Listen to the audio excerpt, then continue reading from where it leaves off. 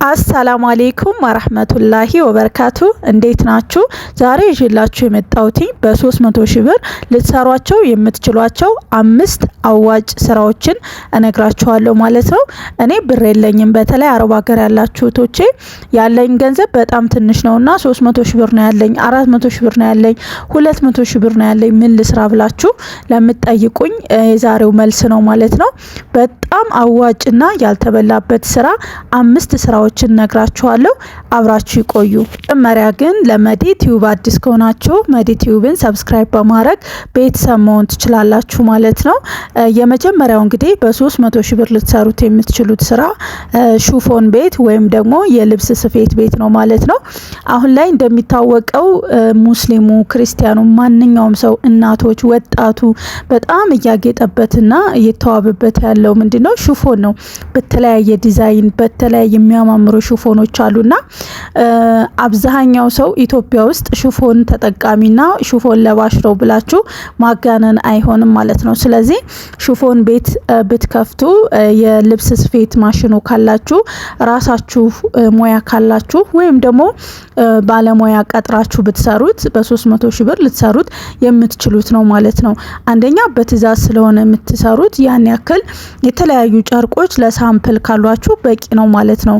ያልተሰፉ ጣቃ ልብሶች ማለት ነው።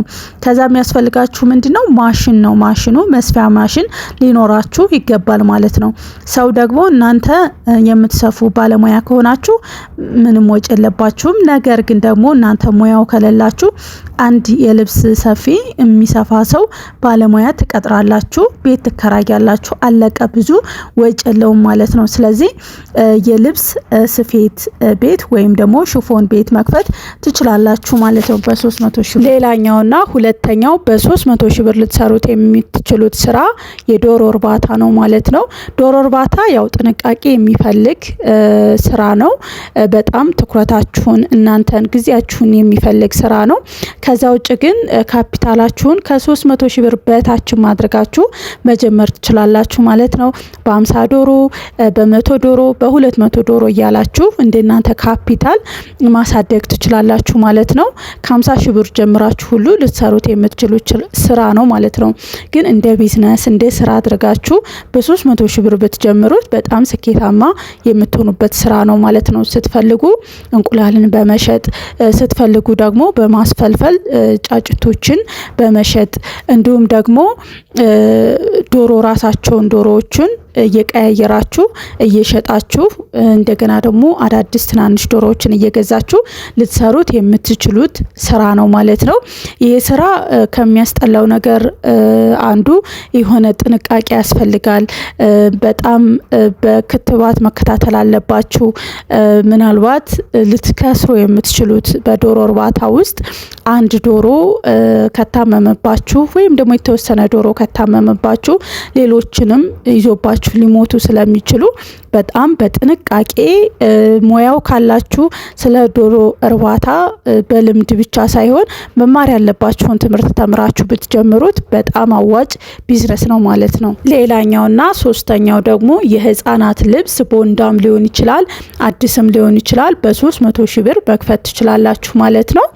ያው ሁሉም ወላጅ ሁሉም ቤተሰብ ለልጁ ምርጥ ነገርን ቆንጆ ነገርን ይወዳል ማለት ነው። ስለዚህ እናንተም ቆንጆ ልብሶችን ቦንዳም ከሆነ አንደኛ ደረጃ የሚባለውን ቦንዳ በመያዝ በ300 ሺህ ብር ሊሰራ የሚችል ቢዝነስ ነው ማለት ነው።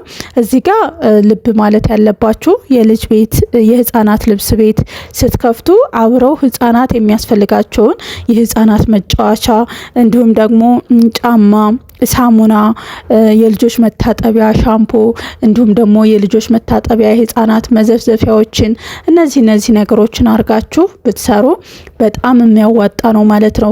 ሁሌም ሊያዋጣ የሚችለው ነገር የህፃናት ልብስ ነው ማለት ነው።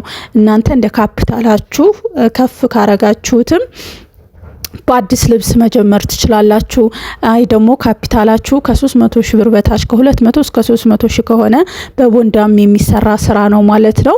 ካልሲዎችን የተለያዩ ነገሮችን በመያዝ የህፃናት ልብስ በመክፈት ስኬታማ መሆን ትችላላችሁ ማለት ነው። የህፃናትን ልብስ ብትከፍቱ በጣም አትራፊ ስራ ነው ማለት ነው።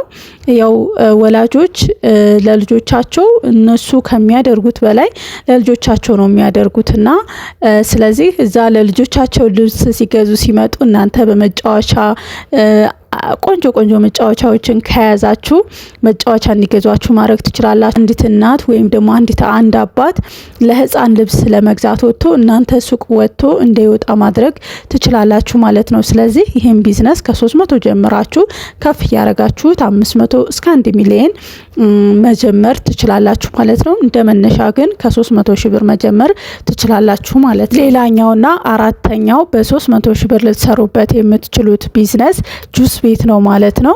ጁስ ቤት ብዙ ካፒታል አያስፈልግም። ያው የሚያስፈልጋችሁ አትክልት፣ የጁስ መፍጫና ፍሪጅ ነው ማለት ነው። ስለዚህ እነዚህ ነገሮች ካሏችሁ ማሽኑ አንድ ማሽን እንደ ጅማሬ አንድ ማሽን ካላችሁ በቂ ነው። ከፍ እያላችሁ ቢዝነሳችሁ እያደገ ሲመጣ ማሽኖችንም ከ1 2 3 እያደረጋችሁ ማሳደግ ትችላላችሁ ማለት ነው። እንደዚሁ ጁስ ቤት በጣም ጥንቃቄ ልታደርጉበት የሚገባው ነገር ቤቱን ነው። የተከራያችሁትን ቤት በጣም ማስዋብ አለባችሁ። ንጹህ መሆን አለበት። እንግዲህ ጁስ ህፃናት፣ ፍቅረኛሞች፣ ባልና ሚስት ማንኛውም ሰው ሊጠጣው የሚችል ጁስ ነው። ስለዚህ ሲያዩት በቃ ጁስ ጠጡ የሚያስብል ልክ ሲቀመጡ ዘና የሚያደርግ ህፃናት በቃ ደስ ብሏቸው ጁስ እንደሚታወቀው ፍሬሽ ነው። ንጽህናው በጥንቃቄ መጠበቅ አለበትና ያ ለራሱ እዚህ ቤት ጁስ ጠጥቼ አያመኝም ብለው ሰዎች እንዲያምኑ ወይም ደግሞ በቃ እዚህ ቤት ብጠጣ በጣም ንጹህ ነው፣ ንጽህናው ደስ ይላል ብለው እንዲያስቡ ከላይ ሲታይ ቤታችሁ በጣም የሚያምር መሆን አለበት ማለት ነው። ከዛ ውጭ ግን አትክልት በየሳምንቱ ላይሆን ይችላል ሁሉ በየ3 ቀኑ ልትገዙት የምትችሉት ስለሆነ ብዙ ካፒታል አይጠይቅም ማለት ነው። ጎን ለጎን ደግሞ አትክልቶችን መሸጥ ትችላላችሁ ማለት ነው።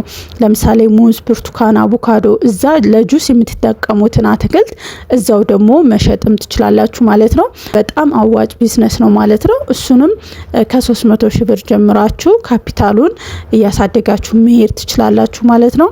በጣም በትንሹ ካላችሁ ሁሉ ከ200 ሺህ ብር ለራሱ መጀመር ይቻላል ማለት ነው። ሌላኛውና የመጨረሻው በጣም ያልተበላበት ስራ በተለይ ወደ ገጠር አካባቢ ያላችሁ ይህንን ስራ ብትሰሩ ስኬታማ ትሆናላችሁ ብዬ አስባለሁ ማለት ነው። ከተማም ቦታ ካላችሁ ይሆናል ማለት ነው። ገጠር ላይ ደግሞ በደንብ ልትሰሩበት የምትችሉት ስራ ነው ማለት ነው። እሱም የበግ እርባታ፣ በግ እያረባችሁ እያደለባችሁ የመሸጥ ቢዝነስ ነው ማለት ነው። እሱን ከ100 ሺህ ብር መጀመር ትችላላችሁ። በ5 በግ፣ በ10 በግ፣ በ20 በግ፣ በ30 በ100 በግ እያላችሁ እንደ የቦታችሁ እንደ እናንተ አቅም እያሳደጋችሁት የምትመጡት ቢዝነስ ነው ማለት ነው። እንግዲህ ይህ ቢዝነስ በጣም ያልተበላበት ቢዝነስ ነው። አሁን ግን ብዙ ሰው እየነቃበት ያለ ቢዝነስ ነው። ስለዚህ ያው በግ ለማደለብ የሚያስፈልጉ ነገሮችን ማደለቢያዎችን እየገዛችሁ ቦታ ደግሞ ማድረግ ያለባችሁን ነገር ይሄም የበግ እርባታ ትኩረት የሚፈልግ ነው። እነሱን በደንብ መንከባከብ አለባችሁ። እነሱን እየተንከባከባችሁ በ300 ሺህ ብርም በ100 ሺህ ብርም ጀምራችሁ ቢዝነሱን እያሳደጋችሁትና ትርፋማ እየሆናችሁ የምትሄዱበት ስራ ነው ማለት ነው።